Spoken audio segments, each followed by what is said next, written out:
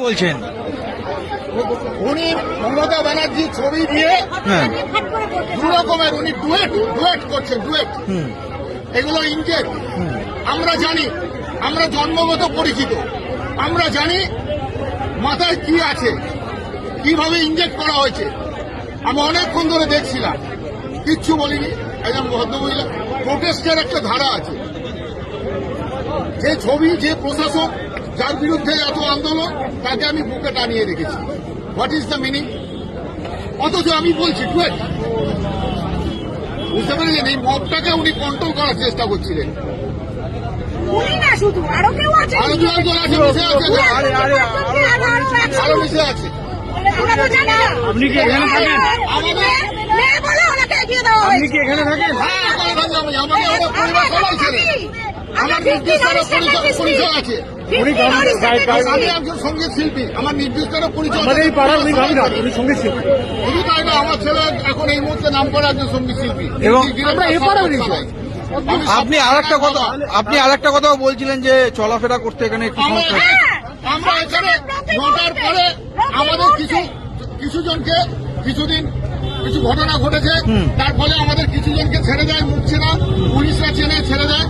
কিন্তু এই পাড়ার লোকেদের গিয়ে ঘরে ঘরে সার্ভে করুন, নরক করে দিয়েছে। এই সম্প্রতি ঘটনার পর তো এক হাত অন্তর অন্তর ব্যারিকেড, গাড়ি নিয়ে গেলে এরাম করে সাপের মতো যেতে হয়। শুধু তাই না, দুনিয়ার প্রশ্ন, আপনি কোথায় নিজেও গিয়ে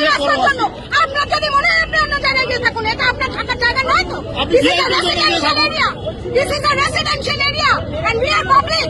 আমরা আমাদের ট্যাক্সের পয়সা পে করছি এই রাস্তার জন্য। কেন প্রতি মুহূর্তে আমাদের হেনস্থা হতে হবে? এই দায় কার? কোন রাস্তার কথা আপনি বলছেন? হরিস্টেটের ডিস্ট্রিক্ট, ওটা হরিস্টেটের ডিস্ট্রিক্ট। কেন আপনাদের সমস্যা হয়? ওটা উনি থাকেন মানে? উনি মানে কে?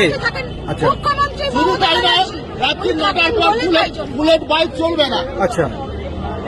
কে কোথায় থাকতো, কোথায় গুলি করে শিয়াল মেরেছে, সেই সব দেখায়। কিন্তু এই বুলেট বাইক চলবে না, ওনার ঘুমের অসুবিধা হবে। নানা রকম ফ্যাচার, নিত্য নতুন সব এক একটা গার্ড দেবে, তারা চেনে না।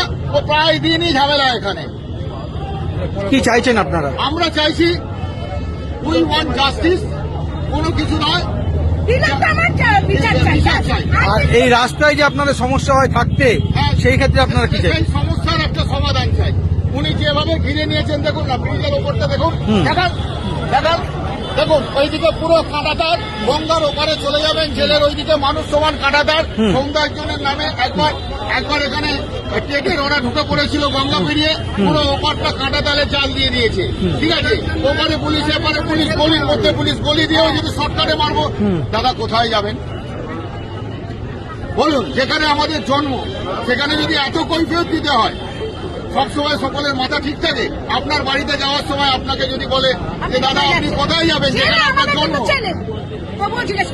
আর সবথেকে বড় সারাদিনে কাজের পর যখন ফিরছে মানুষ ক্লান্ত হয়, তখন তাকে বলতে হয়, তখন তো হওয়া মুশকিল।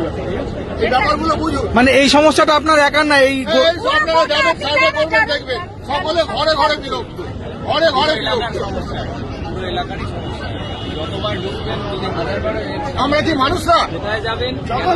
যখন তখন রাস্তা বন্ধ, মিটিং হচ্ছে, যখন তখন মেন রাস্তা বন্ধ, যখন খুশি ওখানে একটা ওলা ওবের স্বচ্ছন্দে ঢুকতে পারে না, চায় না। আমাদের পেশেন্ট নিয়ে কোথাও যেতে হলে আমার মা নিজে যায়,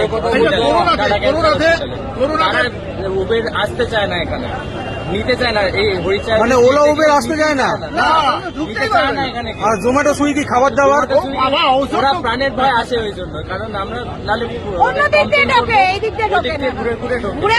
কিন্তু ঢুকতে দেবে না এরা। মানে স্বাভাবিক পরিষেবা, নিজেদের বাড়িতে ঢুকতে পারবো না, এটাই হচ্ছে এখন স্বাভাবিক পরিষেবা থেকে আমরা বঞ্চিত। কিছু বলতে হলে বলবে যে আপনারা আমাদের বলুন, আমরা অ্যাম্বুলেন্স করে দেবো। আর সবসময় কি আপনাদের বলা যায়? গত করোনাতে একটা প্রাকৃতিক ঘটনা ঘটেছে, তাহলে উপায় তো একমাত্র শুধু এখান থেকে বেঁচে চলে যেতে হবে সম্পত্তি। হ্যাঁ সেটাই তো চাই। চলে যাচ্ছে ঘরে ঘরে। দেখুন তো বনেদি লোকের আর কটা আছে, সব ফাঁকা হয়ে গেছে, বুঝলেন?